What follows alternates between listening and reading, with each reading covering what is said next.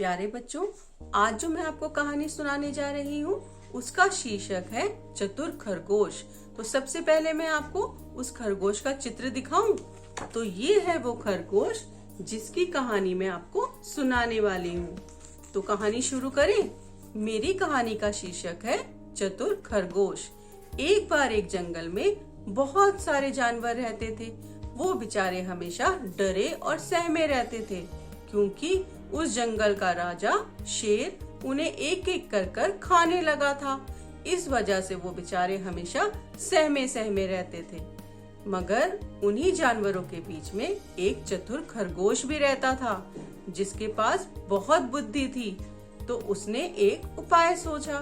वो जंगल के राजा शेर के पास गया और कहा, महाराज महाराज, आप इस जंगल के राजा हैं, मगर यहाँ पर एक और शेर आ गया है जो अपने आप को इस जंगल का महाराजा कहता है। ये बात सुनकर शेर को बहुत गुस्सा आया। उसने कहा, तुम चलो मेरे साथ, मैं उसे देखता हूँ। इस जंगल का राजा तो मैं ही हूँ, मैं ही उसे सबक सिखाऊंगा। और खरगोश उस शेर को अपने साथ एक कुएं के पास ले गया। शेर ने कहा, कहाँ रहता है वो जंगल का राजा?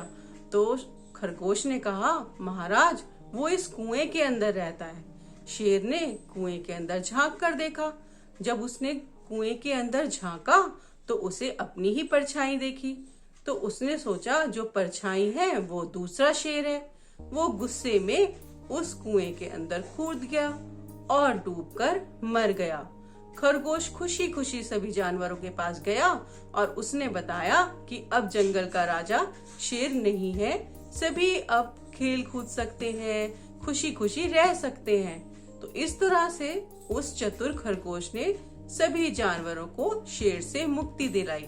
तो इस कहानी से हमें क्या शिक्षा मिलती है कि मुसीबत के समय हमें धैर्य से काम लेना चाहिए और अपनी बुद्धि से काम लेना चाहिए।